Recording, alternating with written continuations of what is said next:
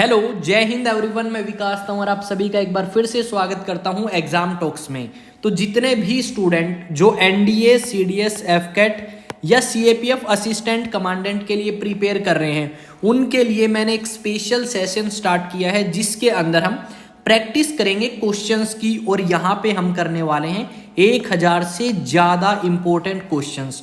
और इन 1000 क्वेश्चंस को मैं प्रैक्टिस सेशंस के थ्रू लेके आऊँगा, जहाँ पे नियर अबाउट आपके 50 क्वेश्चन जो हैं एक प्रैक्टिस सेट के अंदर कराए जाएंगे। और अगर आप ये क्वेश्चंस करके जाते हैं और साथ में मेरा प्रथम कदम जो बैच है वो देख के जाएंगे, तो डेफिनेटली आप हर एक क्वेश्चन को फोड़ के आएंगे एग्जाम के अंदर। तो जैसा कि आप सभी को पता है, आज जो है हमारे श्री राम का अयोध्या के अंदर जो मंदिर है उसका शिलान्यास हो चुका है। तो उसके लिए भी आप सभी को हार्दिक बधाई। तो चलिए स्टार्ट करते हैं इस सेशन को, जो कि आज हमारा प्रैक्टिस सेट सेशन 1 रहने वाला है इंडियन पॉलिटी के लिए। और यहाँ पे मैं आपको 1000 से ज़्यादा क्वेश्चन कराऊंगा जो कि आपका जीएस का स्कोर को काफ़ी बूस्ट करेंगे। तो चलिए स्टार्ट करते हैं। तो फर्स्ट क्वेश्चन आपकी स्क्रीन पे आ चुका है, चलिए देखते हैं क्या है फर्स्ट क्वेश्चन। इसमें कहा गया है the cabinet mission to India was headed by. जो कैबिनेट मिशन भारत के अंदर आया था उसके हेड कौन थे। आपको आज भाई पीछे क्रैकर्स की आवाज़ सुनाई दे सकती है, क्योंकि मंदिर की खुशी में लोग काफ़ी पटाखे जो हैं वो जला रहे हैं, तो उनको थोड़ा सा एक बार इग्नोर करें और क्लास के ऊपर फोकस करें, ठीक है। तो कैबिनेट मिशन को हेड किसने किया था। तो कैबिनेट मिशन को हेड करने का काम जो है वो लॉर्ड पैथिक लॉरेंस जो हैं उन्होंने किया था। और इनकी अगर बात करें तो पैथिक लॉरेंस के अलावा भी और सदस्य थे कैबिनेट मिशन के अंदर, ठीक है। कौन कौन से थे। स्टैफर्ड क्रिप्स भी था, एवी अलेक्जेंडर भी इसके अंदर आपका शामिल था। तो ये तीनों के तीनों सदस्य थे कैबिनेट मिशन के अंदर। अब एक बार मैं 2-3 कलर जो है वो ऐड कर लेता हूँ। एक तो यही कर लें, दूसरा हम कर लेते हैं भाई रेड, और तीसरा हम कर लेते हैं येलो। चलो डन। एक कलर और करना है भाई ऐड, ठीक है। एक कौन सा करें, ग्रीन कर लेते हैं, ठीक है। अब ये तो मैंने बता दिया है कि कैबिनेट मिशन जो है उसको हेड किया था लॉर्ड पैथिक लॉरेंस ने। अगर हम बात करें कैबिनेट मिशन की तो ये आया कब था। तो 1946 में कैबिनेट मिशन आया और इसने परमिशन दी किस चीज़ की। इसने परमिशन दी भारत के अंदर कॉन्स्टिट्यूएंट असेंबली बनाने की। किस चीज़ की। कॉन्स्टिट्यूएंट असेंबली बनाने की परमिशन जो है वो कैबिनेट मिशन ने दी थी, जो आपका 1946 में आया, ठीक है। और ये तीनों के तीनों जो हैं स्टैफर्ड क्रिप्स, एवी अलेक्जेंडर और लॉर्ड पैथिक लॉरेंस इसके सदस्य थे, हेड थे। सेकंड क्वेश्चन पे अगर आए तो सेकंड क्वेश्चन कहता है the constitution of India was adopted by. जो कॉन्स्टिट्यूशन है इंडिया का उसको अडोप्ट किसने किया था। तो उसको अडोप्ट करने का काम जो है वो किसने किया था। वो किया था कॉन्स्टिट्यूएंट असेंबली ने। तो जो आपकी कॉन्स्टिट्यूएंट असेंबली बनाई गई थी, कब बनाई गई थी। दिसंबर 1946 में इसने भारत के कॉन्स्टिट्यूशन को अडॉप्ट किया। और अडॉप्ट करने की अगर बात करूं तो कब किया था। ये किया था 26 नवंबर 1949 में, और लागू इसको किया गया 26 जनवरी 1950 के अंदर। तो इस चीज़ को आप ध्यान रखेंगे, जो इंपॉर्टेंट चीज़ें हैं क्वेश्चन के साथ में वो मैं आपको यहाँ पे बताता रहूँगा। अब आते हैं नेक्स्ट क्वेश्चन की तरफ। नेक्स्ट क्वेश्चन की अगर बात करें तो नेक्स्ट क्वेश्चन आपकी स्क्रीन के सामने है the constituent assembly for undivided India first met on. कि जो कॉन्स्टिट्यूएंट असेंबली अनडिवाइडेड इंडिया के लिए बनाई गई थी वो आपकी सबसे पहली बार कब मिली। तो जो कॉन्स्टिट्यूएंट असेंबली है सबसे पहली बार मिली 9 दिसंबर 1946 को। अगर मैं कहूँ बनी कब, तो बनी थी आपकी 6 दिसंबर 1946 में। मिली कब आपकी 9 दिसंबर 1946 को सबसे पहली बार मिली। और अटेंड कितने मेंबर्स ने किया। अटेंडेड बाय 211 मेंबर्स, ठीक है। कितने मेंबर्स। 211 मेंबर्स जो हैं वो अटेंड करते हैं। आउट ऑफ कितने मेंबर थे भाई टोटल। आउट ऑफ 389 मेंबर्स, ठीक है। इस चीज़ को ध्यान रखेंगे। आफ्टर पार्टीशन जब इंडिया डिवाइड हुआ, इंडिया बना और पाकिस्तान बना, तो मेंबर्स की स्ट्रेंथ रह गई थी आपकी कितनी 299 जो है वो स्ट्रेंथ रह गई थी। बाकी पाकिस्तान में चले गए थे। अनडिवाइडेड की 389 थी और 211 मेंबर्स इसको अटेंड करते हैं 9 दिसंबर को। और इस दिन प्रेसिडेंट कौन बने थे। तो इस दिन एक टेम्परेरी प्रेसिडेंट बनाए गए। टेम्परेरी प्रेसिडेंट जो है वो बनाए गए। कौन बनाए गए। तो ये मैं बता देता हूँ, डॉक्टर सच्चिदानंद सिन्हा जो हैं उनको यहाँ पे टेम्परेरी प्रेसिडेंट बनाया गया। नेक्स्ट क्वेश्चन की तरफ आते हैं, क्वेश्चन नंबर 4। क्वेश्चन नंबर 4 में कहा गया है when the constituent assembly for the dominion of India reassembled on 31 December 1947 it reduced membership was, कि जब 1947 में भाई इंडिया अलग हो गया था और पाकिस्तान अलग हो गया था, तो उसके बाद जो कॉन्स्टिट्यूएंट असेंबली है इसके अंदर टोटल कितने सदस्य कितने मेंबर्स रह चुके थे। तो देखो इंडिया और पाकिस्तान अलग होने के बाद इसके अंदर जो सदस्य हैं वो आपके रह गए थे भाई कितने, 299 जो है टोटल स्ट्रेंथ रह गई थी पार्टीशन के बाद में। और पार्टीशन से पहले कितनी थी, पार्टीशन से पहले थी भाई आपकी 389। अगर बात करें कितने मेंबर्स ने कॉन्स्टिट्यूशन पे साइन किए, साइंड ऑन द कॉन्स्टिट्यूशन, तो कितने मेंबर्स ने साइन किए कॉन्स्टिट्यूशन के ऊपर, तो 284 मेंबर्स ने साइन किए थे कॉन्स्टिट्यूशन के ऊपर। एक बार घर से फोन आ रहा है बता देते हैं। हेलो हेलो हेलो यार आवाज ही नहीं आ रही थी, चलो कोई नहीं दोबारा आएगा तो बता देंगे। 5th क्वेश्चन पे आते हैं। 5th क्वेश्चन है who among the following was the constitutional adviser. Constitutional adviser कौन था कॉन्स्टिट्यूएंट असेंबली का, तो कॉन्स्टिट्यूशनल एडवाइजर कॉन्स्टिट्यूएंट असेंबली का कौन था भाई BN राव जो है वो कॉन्स्टिट्यूशनल एडवाइजर थे। एक बार हेलो मम्मी 10 मिनट रुको मेरी क्लास है, 10 से 20 मिनट में आऊंगा मैं भी।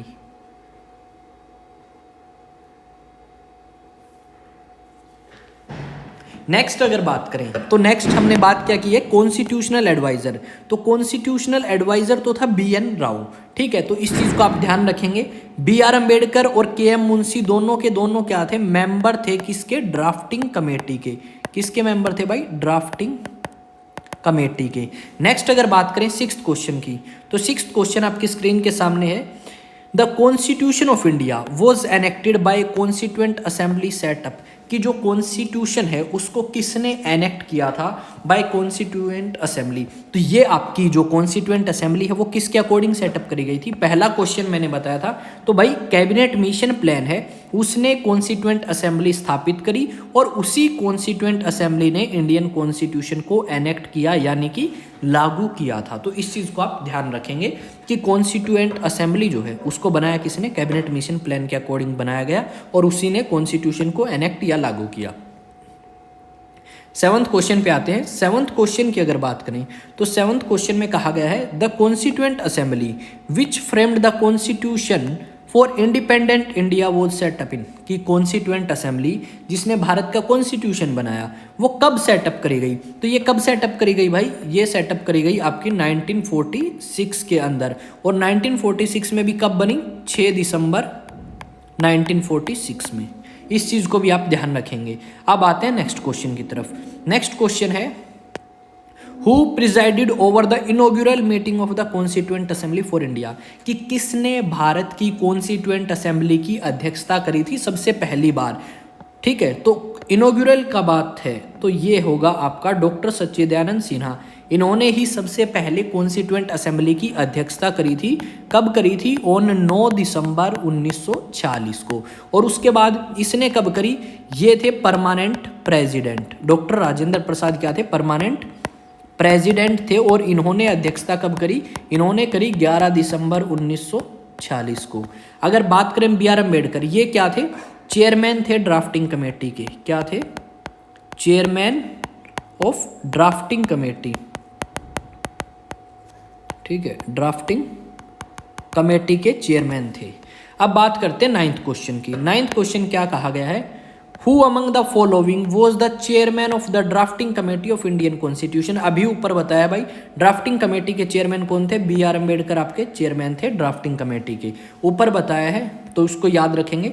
अगर मैं कहूँ first Indian governor of India, पहला भारतीय जो गवर्नर ऑफ इंडिया बना था तो वो था C राजगोपालाचार्य, ठीक है। उसके बाद अगर आए फर्स्ट प्रेसिडेंट भी लिख ही देता हूँ, राजेंद्र प्रसाद क्या थे, फर्स्ट प्रेसिडेंट थे आपके और साथ में कॉन्स्टिट्यूएंट असेंबली के भी प्रेसिडेंट थे। नेक्स्ट क्वेश्चन आ जाता है how long did the constituent assembly take to finally pass. जो कॉन्स्टिट्यूएंट असेंबली है उसने कॉन्स्टिट्यूशन पास करने में कितना टाइम लगाया, तो लगभग आपके 3 साल लगे थे। कितना टाइम लगा था भाई, 3 साल, ठीक है। अगर बात करें 3 साल, हाँ अबाउट 3 ईयर्स सिंस 1946। देखो कॉन्स्टिट्यूएंट असेंबली बनी 9 दिसंबर 1940 को, पर कॉन्स्टिट्यूशन बनाया 2 साल 11 महीने और 18 दिन, यानी लगभग आप कह सकते हो 3 साल में ही हमारा कॉन्स्टिट्यूशन बन के तैयार हुआ था। और इसको साइन किया था 284 मेंबर्स ने, sign by 284 members out of 299 में से 284 ने साइन किया था। नेक्स्ट क्वेश्चन पे आते हैं। नेक्स्ट क्वेश्चन है who was the president of the constituent assembly. President कौन था कॉन्स्टिट्यूएंट असेंबली का, तो काफी बार बता चुका हूं, डॉक्टर राजेंद्र प्रसाद प्रेसिडेंट थे कॉन्स्टिट्यूएंट असेंबली के, तो इस चीज को आप ध्यान रखेंगे। नेक्स्ट क्वेश्चन की अगर बात करें, नेक्स्ट क्वेश्चन है the demand for the constituent assembly was put forward by the Indian Congress in 1946। जो 1940 में भाई सेशन होया था इंडियन नेशनल कांग्रेस का, और हर साल सेशन होते थे इंडियन नेशनल कांग्रेस के आपके अलग अलग जगह पे। तो आपको बताना है 1936 में जब इंडियन नेशनल कांग्रेस ने डिमांड करी कॉन्स्टिट्यूएंट असेंबली की, तो सेशन कहाँ हुआ था, तो सेशन आपका हुआ था लखनऊ के अंदर। तो इस चीज़ को आप ध्यान रखेंगे। और इसी चीज़ के ऊपर अगर मैं आपको नेक्स्ट क्वेश्चन के बारे में बताऊं, तो नेक्स्ट क्वेश्चन है आपका the constituent assembly arrived at decision on various provisions. देखो बहुत सारी चीज़ें थी, कुछ चीज़ें ऐसी थी जिस पे सारे बंदे खुश थे कि भाई हाँ ये चीज़ तो ऐड करो इंडियन कॉन्स्टिट्यूशन में, पर कुछ चीज़ें ऐसी भी तो थी ना जिस पे कुछ बंदे खुश नहीं थे वो चीज़ें ऐड करने में।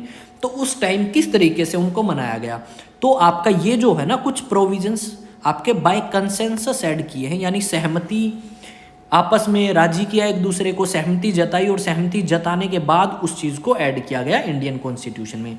अगर बात करें 14th क्वेश्चन की, 14th क्वेश्चन है the most profound influence on the drafting committee was exercise by.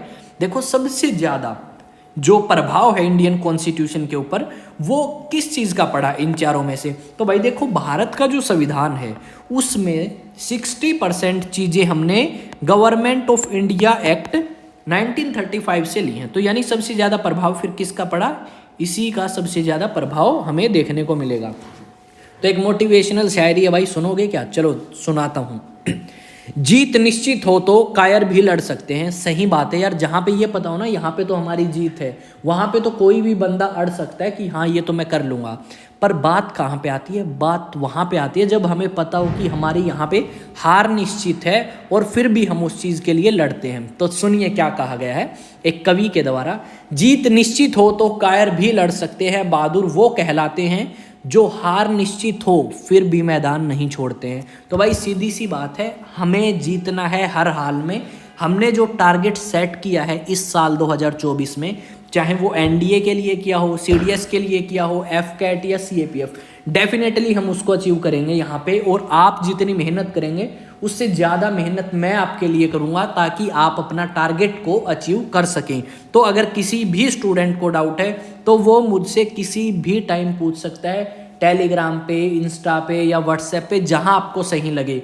और आप इन चीज़ों से बेनिफिट उठाएं। आपको सब्सक्राइब करना है, फॉलो करना है, आपकी मर्जी है, नहीं करना तो आप ना भी करें, बस आपको बेनिफिट हो। मेरी यही इच्छा है कि आपका जो सिलेक्शन है वो हो। हाँ, सिलेक्शन होने के बाद मेरा नाम जरूर ले देना यार, ठीक है, कभी उस टाइम भूल जाओ। नेक्स्ट क्वेश्चन पे आते हैं। नेक्स्ट क्वेश्चन है which of the following statement is correct. इनमें से कौन सी स्टेटमेंट सही है। तो अगर मैं बात करूं पहली स्टेटमेंट की, the constituent assembly of India was elected by provincial assemblies, भाई ये बात तो मेरे को सही लग रही है, ठीक है। चलो और भी पढ़ते हैं आगे वाली। Jawaharlal Nehru, Mohammad Ali Jinnah, Sardar Patel were the members of constituent assembly. ये गलत है, क्यों, क्योंकि मोहम्मद अली जिन्ना मेंबर नहीं था कॉन्स्टिट्यूएंट असेंबली का, तो यानी ये तो होगी गलत। सेकंड, अब आते हैं सी पे। First session of constituent assembly was held in January 1947, ये भी गलत है भाई। पहला जो सेशन है ना कॉन्स्टिट्यूएंट असेंबली का, ये आपका 1946 में ही हुआ था, ठीक है। नेक्स्ट आते हैं, the constitution of India was adopted on 26 जनवरी 1950। नहीं भाई, अडोप्ट हमने 26 नवंबर को किया था। कब किया था? 26 नवंबर को, तो यानी ये भी गलत। तो हमारे पास ऑप्शन बचा सिर्फ ए, तो ए ऑप्शन हमारा करेक्ट होने वाला है। नेक्स्ट पे आते हैं 17th क्वेश्चन पे। तो 17th क्वेश्चन को भाई यहाँ से मैच द फॉलोइंग करने हैं तो अलग कर लेना, और ये ABCD यहाँ पे नहीं आएगी, ये कहाँ पे आएगी, यहाँ पे ABCD, ठीक है। 17th क्वेश्चन क्या कहता है, जुलाई 22 1947 को क्या हुआ था? जुलाई 22 1947 को हमने अडोप्ट किया था भाई नेशनल फ्लैग। तो यानी ए का तो आ गया 4, तो यानी एक तो ये हो सकता है, एक ये हो सकता है। देखते हैं इनमें कौन होगा। जनवरी 24 1950 को क्या हुआ था? नेशनल एंथम, नेशनल सॉन्ग और साथ में प्रेसिडेंट ऑफ इंडिया इलेक्ट कर लिया गया था। बी का 1, तो बी का 1, बी ए का 4, बी का 1, तो भाई इसी में है, तो ये सही हो गया आपका आंसर। ठीक है, बाकी छोड़ दो आप। जनवरी 26 1950 को क्या हुआ भाई? क्या हुआ बताओ, क्या हुआ बताओ रे? अडोप्ट किया हमने, क्या किया अडोप्ट? क्या है? 4-1, हाँ, अडोप्ट किया नेशनल एम्बलम। उसके बाद मार्च 22 1947 को क्या किया? नेशनल कैलेंडर अडोप्ट किया गवर्नमेंट ने। 18 क्वेश्चन पे आते हैं, आपको बताना है इनमें से कौन सी करेक्ट है। National, Indian national song Vande Mataram है भाई, बिल्कुल सही बात है। इंडियन नेशनल फ्लावर रोज है, नहीं रे, लोटस है रे बबुआ। ठीक है, इंडियन नेशनल एनिमल टाइगर है। ओहो, ये तो मुझे सही लग रहा है, तो टाइगर ही है। उसके बाद इंडियन नेशनल बर्ड ईगल है, नहीं रे, पीकॉक है। क्या है? पीकॉक है। तो हमारा फर्स्ट और थर्ड ठीक हो गया, फर्स्ट और थर्ड डी में है, यानी ये हमारा ऑप्शन वह हो गया रे बबुआ। नेक्स्ट आते हैं भाई 19 क्वेश्चन पे। तो टेलीग्राम आपका अपना है, फॉलो कर लो भाई, व्हाट्सएप पे और इंस्टा पे, मर्जी है आपकी। और सबसे ज़रूरी बात यही है कि आपको यहाँ पे ये सारी पीडीएफ मिलेंगी जितनी भी मैं आपको यहाँ पे सोल्व करा रहा हूँ। एक तो बिना सोल्व दूंगा भाई पीडीएफ, एक सोल्व कराई हुई दूंगा। बिना सोल्व से ये बेनिफिट होगा कि तुम ट्राई कर सकते हो क्वेश्चन, और सोल्व कराई हुई का ये बेनिफिट होगा कि तुम देख सकते हो क्या हमने गलती करी है। तो दोनों टाइप की पीडीएफ मिल जाएंगी आपको अगर आप इसको सब्सक्राइब कर लोगे तो। अगर नहीं करोगे तो भी मिल जाएंगे भाई, कोई बड़ी बात नहीं है, पर करोगे तो उससे थोड़ा सा मोटिवेशन मिल जाएगा हमें, और क्या है। नेक्स्ट है डिजाइन ऑफ नेशनल फ्लैग जो है वो अडोप्ट कब किया गया? जुलाई 1947 में। नेशनल फ्लैग यार देश बनने से पहले ही तो करोगे ना कि कौन सा झंडा होगा रे हमारा। तो ये कब हुआ? ये हुआ जुलाई 1947 के अंदर। तो इसको याद रखना है, जरूरी है। नेशनल फ्लैग की बात कर रहे हैं, हमारे तिरंगे की, हमारी शान की। 20, क्योंकि फौजी तो यार तिरंगे के लिए मर भी सकते हैं, जान दे सकते हैं, तो जरूरी है ना याद रखना। नेक्स्ट क्वेश्चन है which of the following principle feature of government of India act 1919? इनमें से कौन सा फीचर था भाई गवर्नमेंट ऑफ इंडिया एक्ट 1919 का? तो भाई इंट्रोड्यूस करी dyarchy in the executive government of province, बिल्कुल सही।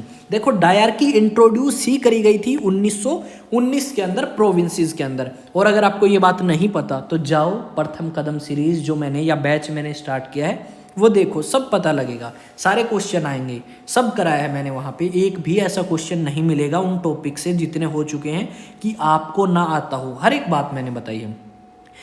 Introduce of separate communal electorate for Muslim, ये गलत है भाई। देखो सेपरेट इलेक्टोरेट मुस्लिम के लिए 1909 में आए थे, ना कि 1919 में।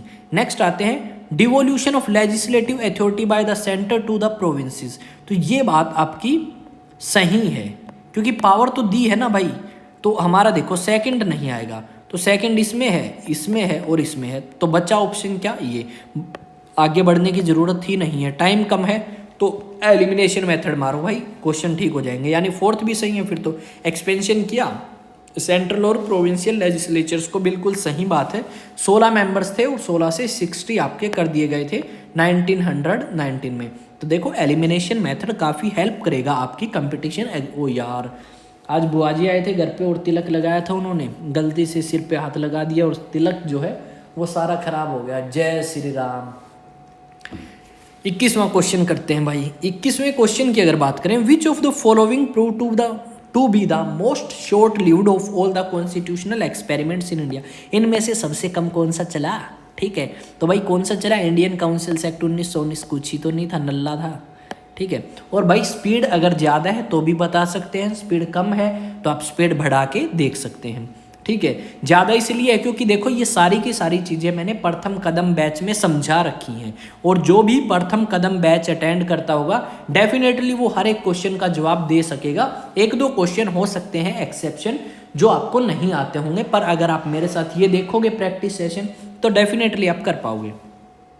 नेक्स्ट है which one of the following act formally introduce the principle of election for the first time? सबसे पहली बार जो इलेक्शन की बात है वो आपकी करी गई इंडियन काउंसिल्स एक्ट ऑफ 1909 में। और अगर इनडायरेक्ट इलेक्शन की बात करूं, किस चीज़ की भाई? इनडायरेक्ट इलेक्शंस की, तो इनडायरेक्ट इलेक्शंस की जो बात है वो सबसे पहली बार चली 1892 इंडियन काउंसिल्स एक्ट ऑफ 1892। तो इस चीज़ को आप डेफिनेटली याद रखेंगे मेरे कहने पे।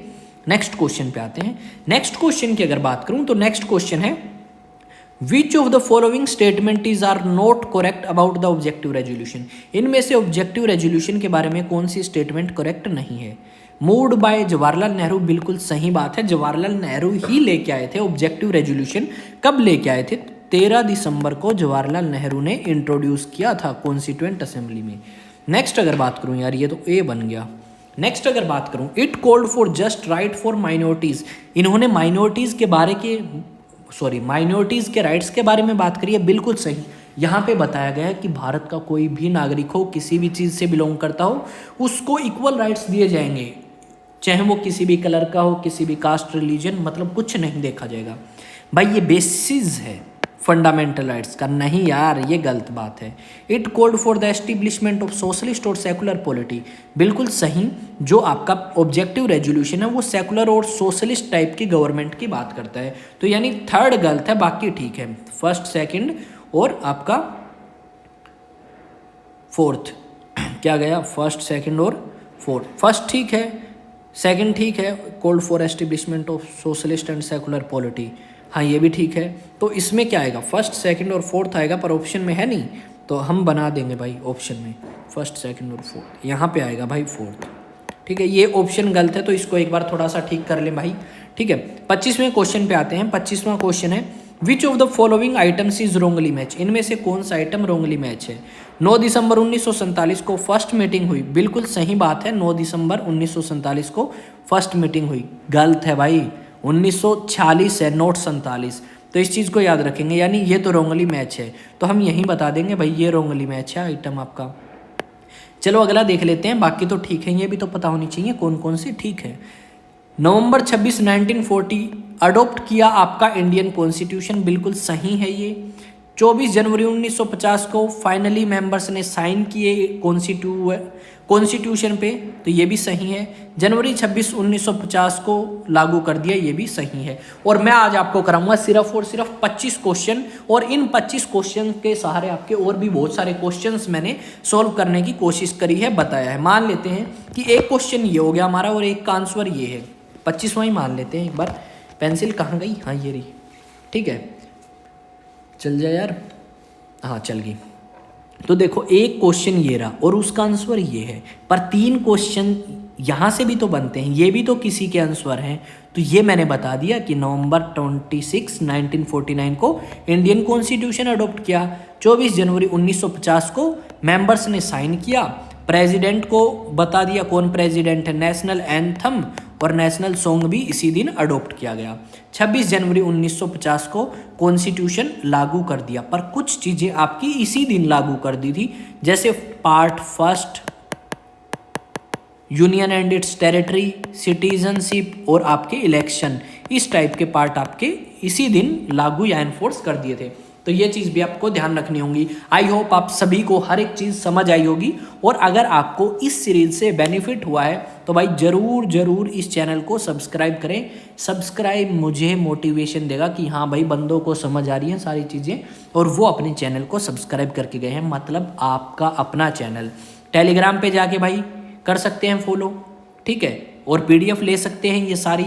व्हाट्सएप पे जाके या इंस्टा पे आप अपना डाउट पूछ सकते हैं, और कुछ अपडेट मैं वहाँ पे भी कर देता हूँ आपकी। तो मिलते हैं नेक्स्ट वीडियो में, तब तक जय हिंद, जय भारत और जय श्री राम, क्योंकि आज हमारे श्री राम मंदिर का उद्घाटन हो चुका है। आई होप आप सभी काफ़ी इंजॉय कर रहे होंगे इस मोमेंट को, जिसकी हमें काफ़ी देरी से वेट थी। पर मैं यहाँ पे आप सभी को एज एन इंडियन ये बात कहना चाहूँगा कि हमें हमारा धर्म प्यारा है, तो और लोगों को भी अपना धर्म प्यारा होगा। तो कोई भी बंदा किसी भी धर्म के बारे में कुछ गलत ना कहे, चाहे वो कोई सिख हो, चाहे मुस्लिम हो, किसी भी धर्म से। हमें श्री राम ने ये सिखाया है कि हर एक व्यक्ति की, हर एक धर्म की हमें आदर सम्मान करना चाहिए। तो आप सभी इंडियन से और खासकर डिफेंस एस्पिरेंट्स हैं, उनसे तो मुझे पूरी उम्मीद है वो किसी भी व्यक्ति के साथ धर्म के नाम पे ना तो कोई झगड़ा करेगा और ना ही कोई बुरा व्यवहार करेगा। तो मिलते हैं नेक्स्ट वीडियो में। जय हिंद, जय भारत। और बात अच्छी लगे तो भाई लाइक जरूर करें वीडियो को। तो मिलते हैं नेक्स्ट वीडियो में।